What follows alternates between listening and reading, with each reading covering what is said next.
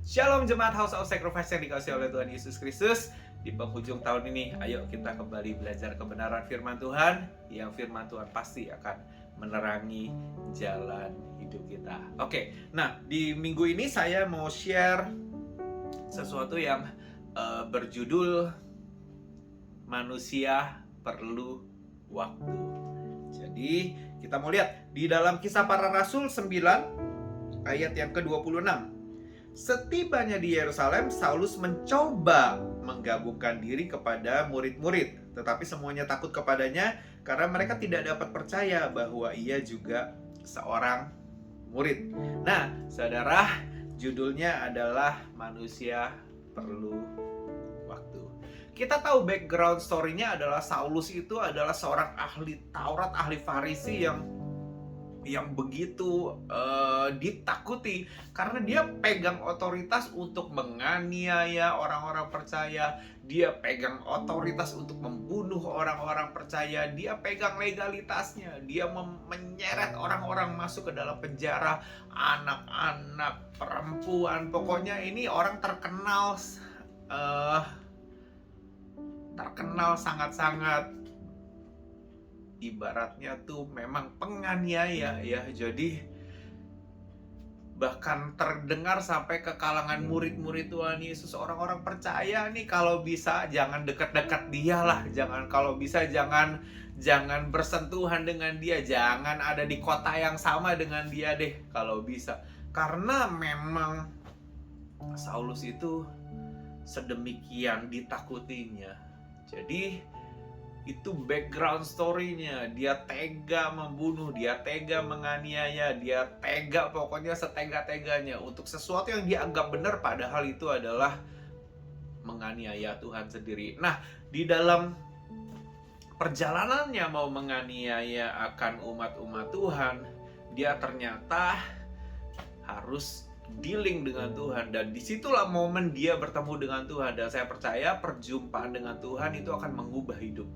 Nah, 3 hari dia buta, lalu tidak bisa melihat apa-apa. Lalu Tuhan itu meminta Ananias untuk berdoa dan menyembuhkan Saulus. Dan Ananias pun sempat ragu pertama-pertama karena memang ini benar-benar sungguh-sungguh bertobat atau enggak. Tuhan, ini kan penganiaya jemaat, Tuhan ini kan pembunuhnya jemaat, ngapain sih aku tuh harus dealing dengan orang ini, kalau bisa jauh-jauh dong gitu. Manusia itu perlu waktu. Jadi apalagi pertobatan yang benar-benar baru, geras, dan orang kan wajar kalau sampai orang itu menaruh curiga, aduh beneran gak ya, aduh jangan-jangan ini cuman kamuflase, jangan-jangan ini cuman tipu daya, trik aja supaya orang-orang itu bisa dianiaya oleh Saulus. Nah saudara, tapi kita tahu bahwa Tuhan mengerti banget bahwa Saulus itu benar-benar sungguh-sungguh bertobat saat itu karena sudah bertemu dengan Tuhan. Cuman masalahnya adalah murid-murid dan orang-orang yang lainnya termasuk Ananias itu nggak tahu ceritanya. Mereka cuman dengar aja, aduh beneran gak ya, aduh beneran gak ya, sampai akhirnya Paulus harus berjuang untuk bisa membuktikan pertobatannya. Nah, manusia itu perlu membuktikan pertobatannya di hadapan manusia yang lain. Jadi Tuhan itu langsung tahu memang, cuman manusia itu perlu waktu. Jadi ada kata yang bagus sekali di sini, setibanya di Yerusalem, Saulus mencoba menggabungkan diri. Jadi Saulus itu perlu coba, kata ini bagus sekali, cobalah gitu. Sambil lihat orang lain itu sudah sepercaya apa sama kita. Building trust itu penting banget kalau kita dealing dengan manusia. Jadi perlu kita buktikan terus-menerus, coba terus sampai diketemui bahwa kita tuh memang benar-benar sudah bertobat. Memang kita benar-benar sudah tidak melakukan kesalahan-kesalahan aneh, sudah tidak melakukan dosa-dosa yang orang-orang tahu bahwa kita mengerjakan dosa-dosa tersebut. Jadi coba terus sampai buktikan terus sampai orang-orang itu percaya. Saulus itu mencoba sampai murid-murid bisa percaya, Barnabas nanti jadi percaya, teman-teman rekan-rekan sepelayanannya percaya, sampai nanti nggak ada lagi tuh stigma bahwa Saulus itu penganiaya jemaat, pembunuh jemaat, orang yang tega sekali dengan umat percaya. Justru malah dia menjadi rasul yang bisa dipercaya, bisa jadi rasul yang sungguh-sungguh berkorban, sungguh-sungguh punya kasih bagi jiwa-jiwa. Nah, itu terus-menerus Paulus buktikan.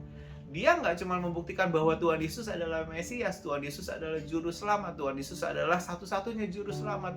Yang di ayat-ayat sebelumnya itu sebenarnya tertera perkataan tersebut. Cuma dia juga membuktikan bahwa dirinya dia adalah bukan lagi penganiaya jemaat, bukan lagi pembunuh orang-orang percaya, bukan lagi penyeret orang-orang masuk ke dalam penjara. Justru dia buktikan bahwa dia masuk ke penjara karena jiwa-jiwa. Dia rela diikat, dia rela kena kapal karam, dia rela untuk mengalami begitu banyak tantangan dan hambatan di dalam pelayanannya untuk jiwa-jiwa. Jadi saudara, kalau kita punya background story yang kurang terlalu baik, dosa yang kita kerjakan, keputusan-keputusan yang salah yang kita alami, yang kita ambil, saudara, perlu waktu untuk orang-orang bisa percaya bahwa kita sudah sungguh-sungguh bertobat. Nah, in the meantime, di dalam selang waktu itu antara orang belum mulai percaya terhadap kita karena kita baru sungguh-sungguh bertobat, terus saja memperjuangkan, terus saja mencoba, terus ambil keputusan yang benar, ambil jalan hidup yang benar, sehingga nanti satu hari nanti stigma orang-orang terhadap hidup kita berubah. Tadinya, oh dia itu tadinya tukang ini, tukang itu. Sekarang orang-orang bisa mulai mempercayai dan perlu waktu. Nah, selang itu jangan jadi tawar hati, jangan jadi pahit hati, jangan jadi gundah gulana, jangan kecewa. Kok kenapa ya aku sudah bertobat, kenapa orang-orang tidak percaya? Well, manusia perlu waktu. Saulus pun demikian, nggak langsung diterima oleh murid-murid Tuhan. Padahal dia sudah ngajar di sinagog, padahal dia sudah punya pelayanan yang luar biasa, dan padahal dia sudah bisa membuktikan bahwa Tuhan Yesus Kristus adalah Mesias dan Juru Selamat yang hidup. Teman-teman, ayo sama-sama terus-menerus kita memperbaiki hidup kita. Nanti lama-lama itu semua hal-hal yang jelek, hal-hal yang buruk yang sudah menjadi jadi statement orang dalam hidup kita, yang sudah menjadi cap orang atas hidup kita, itu akan berubah dengan sendirinya. Terus saja bertindak yang benar, terus saja memperbaiki hidup kita, terus saja hidup di dalam jalan dan kebenaran firman, terus saja.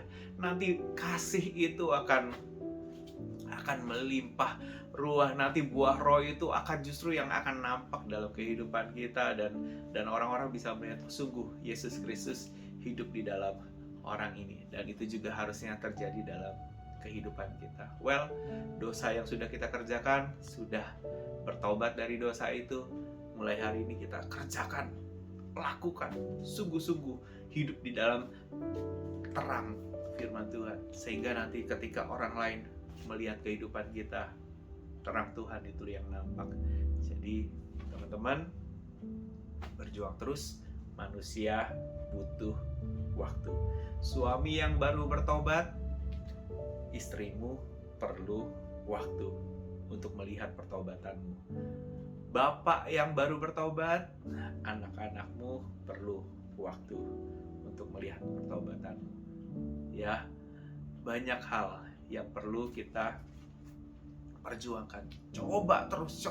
Hari ini belum dipercaya, aku akan terus hidup di dalam Tuhan, sehingga satu hari nanti stigma orang-orang terhadap hidup kita akan berubah.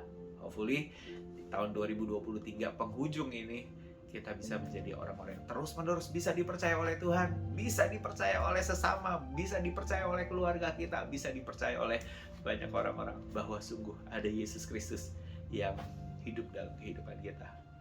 Amin. Mari sama-sama kita berdoa. Bapa di surga, kami mengucap syukur Tuhan buat hari ini. Ajar kami Tuhan untuk bisa memelihara firman-Mu dalam hidup kami Tuhan. Memelihara janji-janji-Mu dalam hidup kami Tuhan Yesus. Kami mau terus berjuang, berusaha Tuhan Yesus untuk mengenal Kau lebih dan lebih lagi Tuhan. Berjuang Tuhan untuk mengambil keputusan-keputusan yang benar, yang sesuai dengan firman-Mu. Dan firman-Mu itu Tuhan boleh memerdekakan kehidupan kami. Terpuji nama-Mu, di dalam nama Tuhan Yesus Kristus kami berdoa mengucap syukur. Haleluya. Amin. God bless. Tuhan Yesus memberkati kita semua. Happy New Year.